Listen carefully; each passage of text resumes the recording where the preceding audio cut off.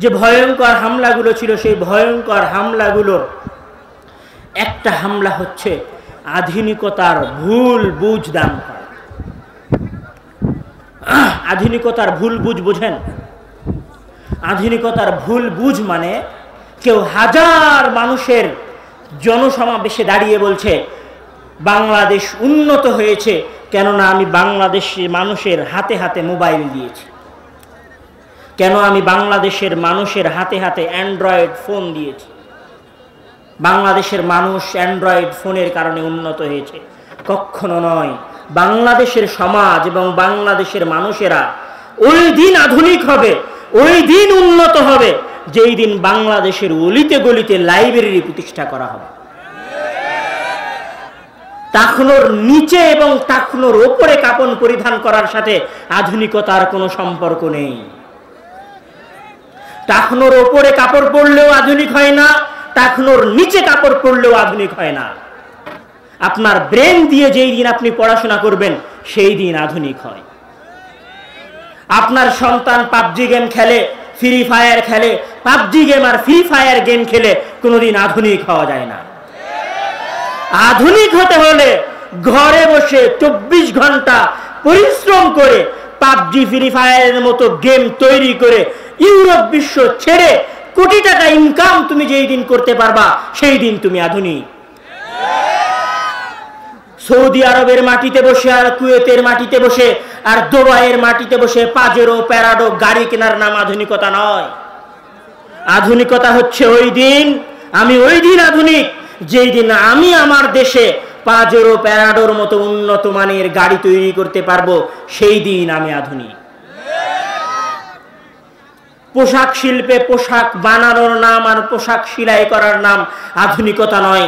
যেই দিন আমি ওই পোশাক তৈরি করার সুতা আর ওই পোশাক তৈরি করার বিজ্ঞানী তৈরি করতে পারবো, ওই পোশাক তৈরি করার সায়েন্টিস্ট তৈরি করতে পারবো, সেই দিন আমি প্রকৃত আধুনিক। হলিউড আর বলিউডের যে নায়ক নায়িকা আছে সেই নায়ক নায়িকার মতো করে চুল ছাটা এবং রোমান্টিক হয়ে কোনো মেয়েকে প্রস্তাব পেশ করার নাম আধুনিকতা নয়। আধুনিকতা হচ্ছে জ্ঞানে বিজ্ঞানে শিক্ষায় উন্নতি লাভ করার নাম হচ্ছে আধুনিকতা। যেই দিন বাংলাদেশের ঘরে ঘরে বিজ্ঞানী তৈরি হবে, যেই দিন বাংলাদেশের ঘরে ঘরে সায়েন্টিস্ট তৈরি হবে, যেই দিন বাংলাদেশের ঘরে ঘরে শিক্ষক তৈরি হবে, যেই দিন বাংলাদেশের ঘরে ঘরে প্রফেসর তৈরি হবে, সেই দিন বাংলাদেশ আধুনিক বলে বিবেচিত হবে। সেই দিন বাংলাদেশের সমাজ আধুনিক সমাজ বলে বিবেচিত হবে।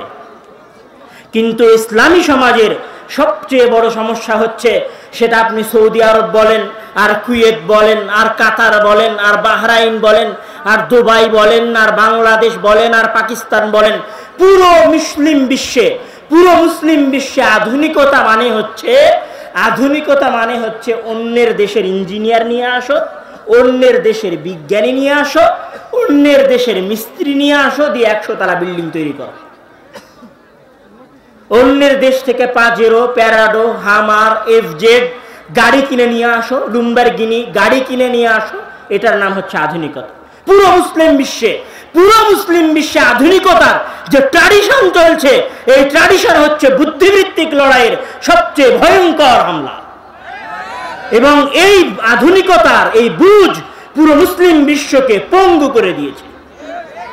এবং ইসলামী সমাজে বিজ্ঞানী তৈরি হওয়া, বিখ্যাত সায়েন্টিস্ট তৈরি হওয়া, বিখ্যাত মহান চিকিৎসাবিদ তৈরি হওয়া বন্ধ হয়ে গেছে। যেই দিন ঘরে ঘরে ইবনে রুশদের মতো বিখ্যাত ব্যক্তিরা তৈরি হবে, যেই দিন ঘরে ঘরে ইবনে সিনার মতো ব্যক্তিরা তৈরি হবে, যেই দিন ঘরে ঘরে ইবনে সিনার মতো ডাক্তারেরা তৈরি হবে, যেই দিন ঘরে ঘরে ইমাম বুখারীর মতো মুহাদ্দিসেরা তৈরি হবে, যেই দিন ঘরে ঘরে সালাউদ্দিন আইয়ুবীর মতো কূটকৌশলী যুদ্ধবাজ এবং যুদ্ধের পরিচালনা করার মতো বুদ্ধিওয়ালা মানুষ তৈরি হবে, সেই দিন মুসলিম বিশ্ব আধুনিক বলে বিবেচিত হবে। আমি এবং আপনি যেটাকে আধুনিকতা বলছি, পাজেরো গাড়ি কেনাকে আধুনিকতা বলছি, আইফোন কেনাকে আধুনিকতা বলছি, পাইফোন কেনাকে আধুনিকতা বলছি, স্যামসাং এর ফোন কেনাকে আধুনিকতা বলছি, উইন্ডোজ 11 কেনাকে আধুনিকতা বলছি, এটা কোনোদিন আধুনিকতা নয়। যেই দিন মুসলিম দেশের বিজ্ঞানীরা আইফোনের মতো উন্নত মানের ফোন তৈরি করবে, সেই দিন মুসলিম বিশ্ব উন্নত বলে বিবেচিত হবে। যেই দিন মুসলিম বিশ্বের বিজ্ঞানীরা সৌদি আরবের ওই বিশাল উন্নত নগরীর মতো নগরী তৈরি করার ইঞ্জিনিয়ার তৈরি হবে, সেই দিন মুসলিম বিশ্ব আধুনিক বলে বিবেচিত হবে। দুবাই সেই দিন আধুনিক হবে যেই দিন দুবাইয়ের ওই 100 তলা বিল্ডিং এর বুর্জ খলিফার আর্টিস্ট, বুর্জ খলিফার আর্কিটেকচার, বুর্জ খলিফার সিভিল ইঞ্জিনিয়ার, বুর্জ খলিফার ইলেকট্রিক ইঞ্জিনিয়ার সবাই যেই দিন মুসলিম হবে সেই এবং দুবাইয়ের অধিবাসী হবে, সেই দিন দুবাই আধুনিক বলে বিবেচিত হবে। এবং বাংলাদেশে যেই দিন বাংলাদেশের যত প্ল্যান রয়েছে, বাংলাদেশের যত ব্রিজ রয়েছে, বাংলাদেশের যত বিল্ডিং রয়েছে, সকল বিল্ডিং এর ইঞ্জিনিয়ারেরা, প্ল্যান দানকারীরা যেই দিন বাংলাদেশি হবে, বাংলাদেশের মানুষ হবে, সেই দিন বাংলাদেশ প্রকৃত উন্নত এবং প্রকৃত আধুনিক বলে বিবেচিত হবে। সম্মানিত উপস্থিতি, আজকের আলোচনার সর্বশেষ কথা আপনাদের উদ্দেশ্যে, যে বেধর্মীদের, অমুসলিমদের আপনার বিরুদ্ধে চালানো সবচেয়ে ভয়ঙ্কর এবং ভয়ানক বুদ্ধিবৃত্তিক লড়াই সম্পর্কে সচেতন হন। আপনার মা, আপনার কন্যা, আপনার স্ত্রীকে সেনাপতি, প্রধানমন্ত্রী তৈরি করার প্রতি এবং প্রধানমন্ত্রী তৈরি করার পেশার প্রতি উদ্বুদ্ধ করেন। নিজে আধুনিক হন এবং নিজের সন্তানকে প্রকৃত আধুনিক করার চিন্তা মানসিকতা নিয়ে পরিবার পরিচালনা করেন, পরিবারকে গড়ে তুলুন। মহান আল্লাহ তাআলা আমাদের প্রত্যেককেই এই ইহুদি খ্রিস্টানদের, অমুসলিমদের চালানো বুদ্ধিবৃত্তিক লড়াইয়ের বিরুদ্ধে সোচ্চার সজাগ হওয়ার তৌফিক দান করুন। আমিন। ওয়া আখির দাওয়ানা আলহামদুলিল্লাহি রাব্বিল আলামিন। আসসালামু আলাইকুম ওয়া রাহমাতুল্লাহি ওয়া বারাকাতুহু।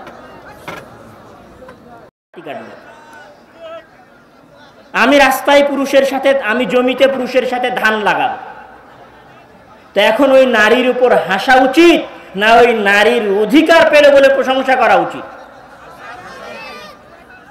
তো ওই প্রাণ কোম্পানির মালিককে ঘরে বসে থেকে প্রাণ কোম্পানি চালাতে হয়, একজন মা ঘরে বসে থেকে তার সন্তানদের প্রধানমন্ত্রী বানাবে, সেনাপ্রধান বানাবে, আর পুরো দেশ ঘরে বসে থেকে পরিচালনা করবে, এর নাম হচ্ছে নারী।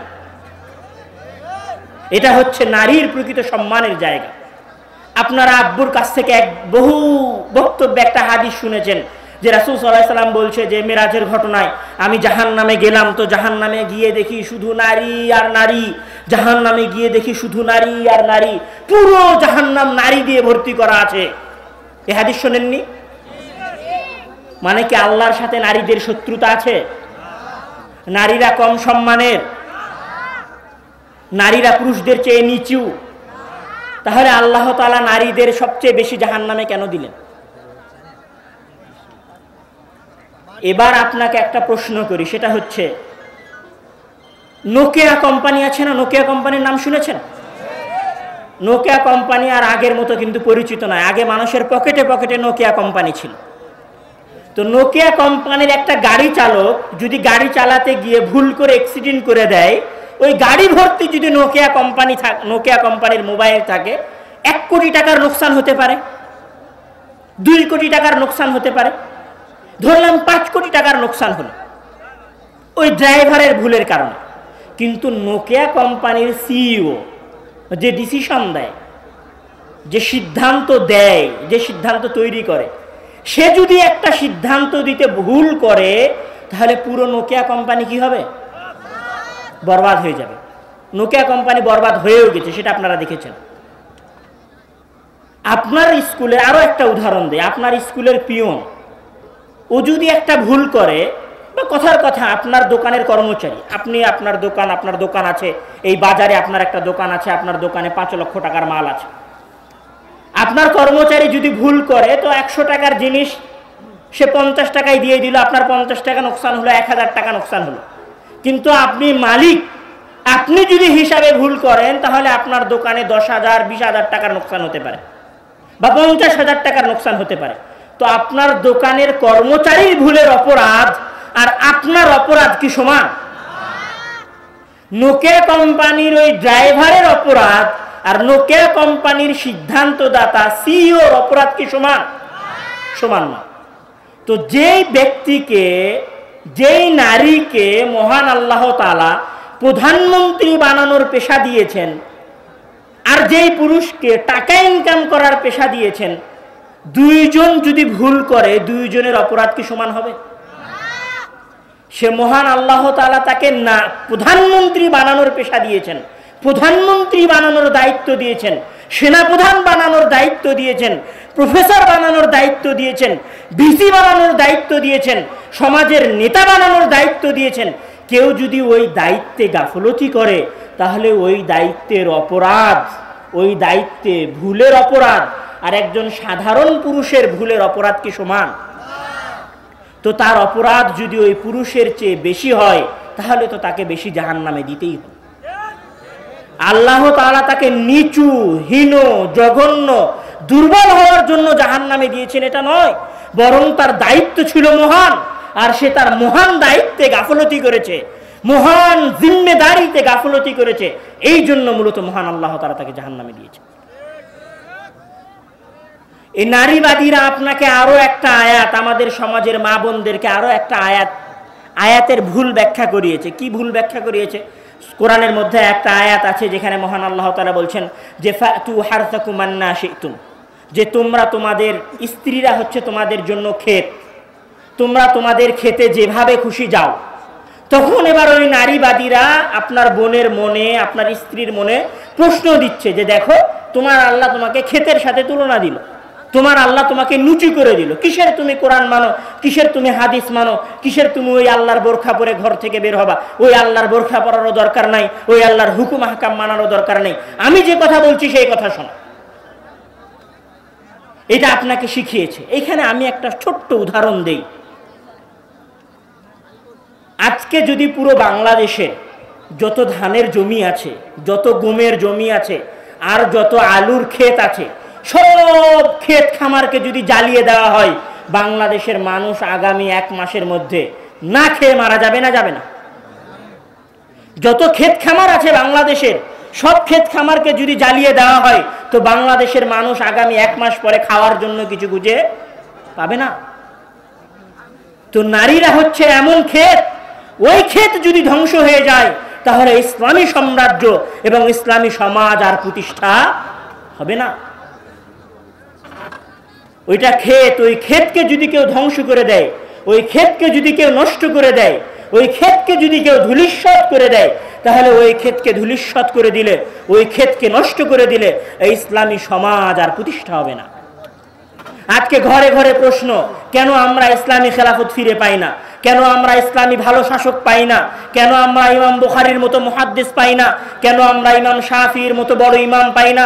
কেন আমরা ইমাম মালিকের মতো বড় মুহাদ্দিস পাই না? কেন আমরা ইমাম আহমদ বিন হাম্বলের মতো বড় 10 লক্ষ হাদিসের সুমহান মুহাদ্দিসের দেখা পাই না? কেন আমরা ইমাম আলবানীর মতো দেখা পাই না? আমি আপনাকে বলবো, আগে ইমাম আলবানীকে তৈরি করার মতো মা ঘরে পায়দা করেন, ঘরে ঘরে ইমাম আলবানী তৈরি হবে। ইমাম শাফিকে জন্ম দেওয়ার মতো কন্যা সন্তান ঘরে প্রস্তুত করেন, ঘরে ঘরে ইমাম শাফি তৈরি হবে। আজ থেকে 1000 বছর পূর্বে যদি ঘরে ঘরে মুহাদ্দিস তৈরি হয়, আজ থেকে 1000 বছর পূর্বে যদি ঘরে ঘরে আলেম উলামা তৈরি হয়, আজ থেকে 1000 বছর পূর্বে যদি ঘরে ঘরে মুজাহিদিনে মিল্লাত তৈরি হয়, আজ থেকে 1000 বছর পূর্বে যদি সালাউদ্দিন আইয়ুবীর মতো ব্যক্তি তৈরি হয়, বাইবার্সের মতো সেনাপতিরা তৈরি হয়, সাদ ইবনে আবি ওয়াক্কাসের মতো মহান সেনাপতিরা তৈরি হয়, খালিদ বিন সাইফুল্লাহর মতো বিশ্ববিজেতা বীরেরা তৈরি হয়, তারেক বিন জিয়াদের মতো স্পেন বিজেতা বীরেরা তৈরি হয়, মুসা বিন নুসাইর আর মুসা বিন আবি গাসসানের মতো যদি মহান সেনাপতিরা আজ থেকে 1000 বছর পূর্বে তৈরি হয়, তাহলে আজকেও ওই রকম মহান মহান সেনাপতিরা তৈরি হবে।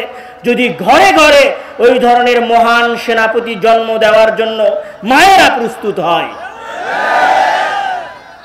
শিক্ষিত, ধর্মপ্রাণ, ভীতু, আল্লাহ তাআলাকে ভয় করে, পরহেজগার, দিনদার কন্যা সন্তান ঘরে পায়দা করেন, ঘরে দিনদার মা সৃষ্টি করেন, আপনার ঘরে ইমাম বুখারী তৈরি হবেই হবে ইনশাআল্লাহ। আপনার ঘরে বিন ইউসুফ তৈরি হবেই হবে যদি আপনার ঘরে বিন ইউসুফের মায়ের মতো মা থাকে।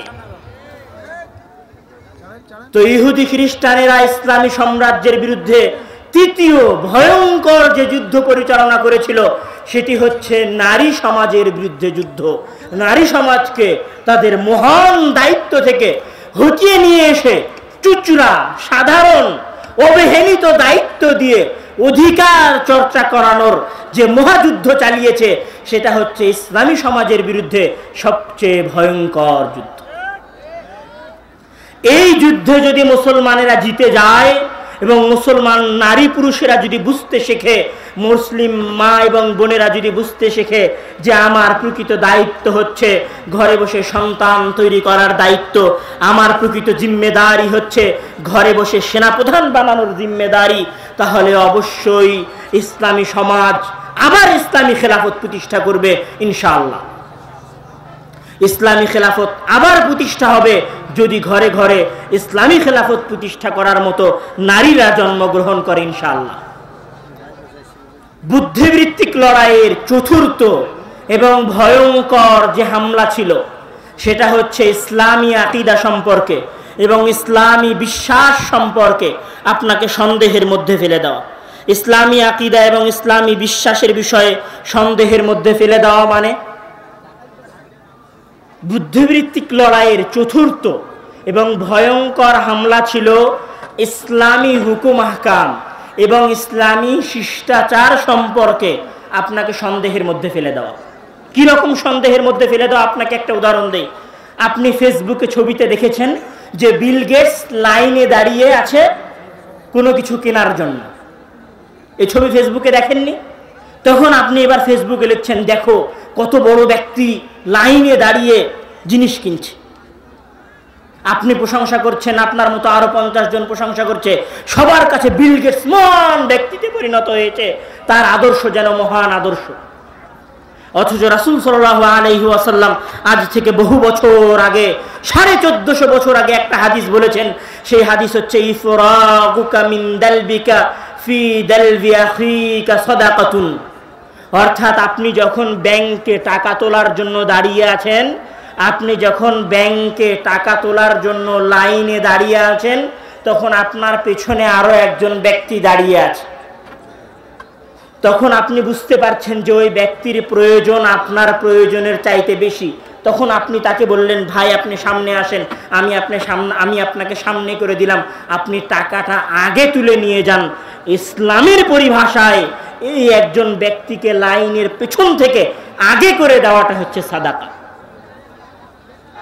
কিন্তু আপনি তো আর এই হাদিস জানেন না, আপনি জানেন বিল গেটসের ছবির কথা। আপনি দেখেছেন যে কোনো এক দেশের প্রধানমন্ত্রী অফিসে যাচ্ছে সাইকেল চালিয়ে, তখন আপনি পুরো ফেসবুক জুড়ে ওই প্রধানমন্ত্রীর প্রশংসা করছেন। ওই প্রধানমন্ত্রীর প্রশংসায় আপনি কত কথা উচ্চারণ করছেন তার ঠিক নেই। আপনি নিজেকে দুর্বল মনে করছেন এবং ওই প্রধানমন্ত্রীর প্রতি আপনার ভালোবাসা তৈরি হচ্ছে।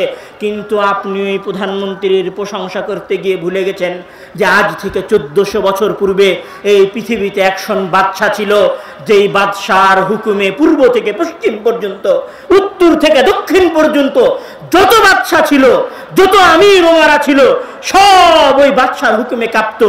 ওই বাদশাহ দাসকে উটের পিঠে চড়িয়ে নিজে লাগাম টেনে নিয়ে চলে গেছেন মদিনা থেকে বাইতুল মাকদাসে, বর্তমান ফিলিস্তিনে কয়েক হাজার কিলোমিটারের পথ। সেই খলিফা, সেই বাদশার নাম আপনি জানেন? সেই বাদশার ঘটনা আপনার মনে আছে? ওই সাইকেল চালানো প্রধানমন্ত্রীর ছবি দেওয়ার সময় আপনার কি মনে হয়েছিল যে আমারও একজন খলিফা আছে, আমারও একজন নেতা আছে, আমারও একজন নেতা ছিল, আমারও একজন খলিফা ছিল, আমারও একজন বাদশা ছিল, যে পায়ে হেঁটে যার হুকুমে পুরো পৃথিবী কাঁপত, যার হুকুমে পুরো পৃথিবীর রাজা বাদশারা কাঁপত, যার নাম শুনলে পুরো পৃথিবীর বাদশারা ভয়ে প্রকম্পিত হয়ে উঠত? সেই বাদশা ছেঁড়া কাপড় পরে মদিনা থেকে বাইতুল মাকদাস গিয়েছিলেন ওই ছবি শেয়ার করার সময় কি আপনার এই মহান খলিফার কথা মনে ছিল? আপনি ফেসবুকে একটা ভিডিও শেয়ার করেছেন যে আমেরিকার কোনো এক আদালতে একজন ব্যক্তি বলছে আমি 90 বছরের বৃদ্ধ আর আমার ছেলের বয়স হচ্ছে 75 বছর, আমি আমার ছেলেকে ড্রাইভিংয়ে গাড়ি চালিয়ে ডাক্তারের কাছে নিয়ে যাই। তখন এবার বিচারক বলছে যান, আমি আপনার অপরাধ মাফ করে দিলাম। তখন এবার আপনি সেই ভিডিও ফেসবুকে ছেড়ে বলছেন যে দেখো আমাদের মুসলিম সমাজের অবস্থা আর খ্রিস্টান সমাজের অবস্থা, অমুসলিম সমাজের অবস্থা, তাদের ব্যবহার, তাদের চরিত্র কত উন্নত, তারা কত মানবিক, তাদের চরিত্র কত সুন্দর। কিন্তু আপনি কি ভুলে গেছেন ওই বাদশার কথা, যে এই বাদশাহ মদিনায় বসে থেকে চিঠি লিখে পাঠিয়েছেন মিশরের বাদশার কাছে যে হে আমর ইবনে আস, তোমার ছেলেকে নিয়ে তুমি আগামীকাল আমার দরবারে উপস্থিত হও। আমর ইবনে আস বলছেন আমি যখন ওমর রাদিয়াল্লাহু তাআলা আনহুর এই চিঠি পেলাম যে আমাকে মদিনা থেকে ওমর ইবনুল খাত্তাব রাদিয়াল্লাহু তাআলা ডেকে পাঠিয়েছেন, তখন আমার ভয়ে কাঁপো কাঁপো অবস্থা, আমি কাঁপছি যে আমাকে কেন ওমর ইবনুল খাত্তাব চিঠি দিয়ে এত দ্রুত ডেকে পাঠালেন, তাও আমার ছেলের সাথে। খলিফা চিঠি লিখে পাঠিয়েছেন মিশরের বাদশার কাছে। কেন চিঠি লিখে পাঠিয়েছেন জানেন? মিশরের বাদশার ছেলে একজন অমুসলিম ফেরাউনের বংশধর একজন কিপ্তিকে চাবুক দিয়ে পিটিয়েছে। তখন খলিফার কাছে মিশর থেকে ওই সাধারণ ব্যক্তি, একজন কিপ্তি ব্যক্তি, একজন সাধারণ, একজন অমুসলিম ব্যক্তি মিশর থেকে চলে এসেছে কার কাছে? পৃথিবীর অর্ধজাহানের শাসক ওমর ইবনুল খাত্তাব রাদিয়াল্লাহু তাআলা আনহুর কাছে। এসে কার বিরুদ্ধে অভিযোগ করছে? সাধারণ মানুষের বিরুদ্ধে অভিযোগ করছে। অভিযোগ করছে মিশরের বাদশাহ আমর ইবনুল আসের বিরুদ্ধে। একজন সাধারণ মানুষ অভিযোগ করছে খলিফার কাছে। কার বিরুদ্ধে? মিশরের বাদশার বিরুদ্ধে। ওমর রাদিয়াল্লাহু তাআলা আনহু তাকে ডেকে নিজের দরবারে ওই কিপ্তিকে দিয়ে তার সন্তানকে পিটিয়ে নিচ্ছেন। আপনি যখন ওই ভিডিও শেয়ার করেছেন তখন আপনার মনে কি ওমর রাদিয়াল্লাহু তাআলা আনহুর এই আদর্শপূর্ণ এই মানবিক ইতিহাস আপনার মনে ছিল? আমি আপনাকে যেটা বলতে চাচ্ছি সেটা হচ্ছে, জেনে রাখুন আপনার ইসলাম আপনাকে যে মানবিকতা দেখিয়েছে, আপনার ইসলাম আপনাকে যে চরিত্র শিখিয়েছে, আপনার ইসলাম আপনাকে যে শিষ্টাচার শিখিয়েছে, সেটা হচ্ছে পৃথিবীর বুকে সবচেয়ে শ্রেষ্ঠ, সবচেয়ে মানবিক এবং সবচেয়ে সুন্দর চরিত্র। আপনার ইসলাম আপনাকে যে ব্যবহার শিখিয়েছে পৃথিবীর বুকে, সেটা হচ্ছে সবচেয়ে উত্তম ব্যবহার। আমি আপনাকে একটা ঘটনা শোনাই। মুহাম্মদ সাল্লাল্লাহু আলাইহি ওয়াসাল্লাম মসজিদে নববীতে আছেন, তার সাথে আয়েশা রাদিয়াল্লাহু তাআলা আনহা আছে। আয়েশা রাদিয়াল্লাহু তাআলা আনহা বলছেন যে রাসূল সাল্লাল্লাহু আলাইহি ওয়াসাল্লামের কাছে একদল ইহুদি আসলো। তারা রাসূল সাল্লাল্লাহু আলাইহি ওয়াসাল্লামকে এসে বলল আসসালামু আলাইকা। মুহাম্মদ সাল্লাল্লাহু আলাইহি ওয়াসাল্লামকে বলছে আসসালামু আলাইকা, হে মুহাম্মদ আপনার মৃত্যু হোক। তখন মুহাম্মদ সাল্লাল্লাহু আলাইহি ওয়াসাল্লাম বলছে ওয়া আলাইকুম, মানে এটা বলেননি যে তোমাদেরও মৃত্যু হোক। কি বলেননি? তোমাদেরও মৃত্যু হোক, এই কথা উনি উচ্চারণ করেননি। উনি কত সুন্দর শিষ্টাচারের অধিকারী, মৃত্যু শব্দটা উনার মুখ দিয়ে উচ্চারণ হয়নি। উনি বলছেন ওয়া আলাইকুম, মানে তোমরা আমার জন্য যা দোয়া করলে সেটাও তোমাদের উপর ফিরে যায়। এবার আয়েশা রাদিয়াল্লাহু তাআলা আনহু যখন এই বাক্য শুনছেন, তখন আয়েশা রাদিয়াল্লাহু তাআলা আনহু যুবতী মহিলা, অত ভালো কিছু বোঝেন না। উনি বলছেন ওয়াসসালামু আলাইকুম ওয়াসসালামু আলাইকুম ওয়াল লানা, তোমাদেরও মৃত্যু হোক আর তোমরা ধ্বংস হও, তোমাদেরও মৃত্যু হোক আর তোমরা ধ্বংস হও। তখন মুহাম্মদ সাল্লাল্লাহু আলাইহি ওয়াসাল্লাম বলছেন মাহলান ইয়া আয়েশা, মাহলান ইয়া আয়েশা, হে আয়েশা থামো, চুপ করো। ইন্নাল্লাহা ইউহিব্বুর রিফকা ফিল আমরি কুল্লি, নিশ্চয় আল্লাহ তাআলা সকল বিষয়ে সুন্দর চরিত্র এবং সুন্দর শিষ্টাচার এবং মহানুভবতা এবং দয়াদ্রতাকে ভালোবাসেন। একজন খ্রিস্টানের সাথে, একজন অমুসলিমের সাথে, একজন বেধর্মীর সাথে কি ব্যবহার করতে হয় সেটা আপনাকে ইসলাম শিখিয়েছে। কিন্তু আপনি কি ইসলামের এই ব্যবহার সম্পর্কে অবগত আছেন? ইসলামকে নিয়ে পড়াশোনা করেন, ইসলামকে নিয়ে জানেন, ইসলামের হুকুম আহকাম সম্পর্কে অবগতি বৃদ্ধি করেন, আপনার ঈমান বৃদ্ধি পাবে, ইসলামকে নিয়ে আপনার ধারণা বৃদ্ধি পাবে এবং অমুসলিমদের চালানো যে বুদ্ধিবৃত্তিক লড়াই তারা আপনার বিরুদ্ধে চালিয়েছে এবং ইসলামকে যে আপনি ছোট করে দেখতে শুরু করেছেন এবং ইসলামের প্রতি আপনার যে ধারণা দুর্বল হতে শুরু করেছে, অবশ্যই আপনার সেই ধারণা এবং আপনার সেই দুর্বল ধারণা, দুর্বল চিন্তা পরিবর্তন হতে বাধ্য। আপনি দেখেন না, আপনার ছেলে যখন বিশ্ববিদ্যালয়ে যায় তখন ইসলামের উপর বিশ্ববিদ্যালয় থেকে ফিরে এসে ইসলামের উপর প্রশ্নবিদ্ধ করে, ইসলামের উপর প্রশ্ন উত্থাপন করে, বলে ইসলামের এই কানুনটা মানবিকতার বিরুদ্ধে, ইসলামের ওই হুকুম আহকামটা মানবিকতার বিরুদ্ধে।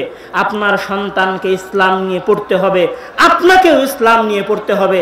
জেনে রাখুন, পৃথিবীর বুকে সবচেয়ে সুন্দর এবং সবচেয়ে উত্তম ব্যবহার যে দিন এবং যে ধর্ম শিখিয়েছে সেটা হচ্ছে ইসলাম।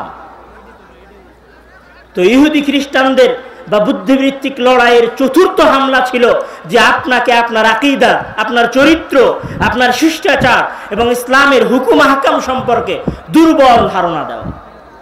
এবং পঞ্চম এবং লাস্ট পয়েন্ট আজকের বক্তব্যে, বুদ্ধিবৃত্তিক লড়াইয়ের সবচেয়ে ভয়ঙ্কর যে হামলাগুলো ছিল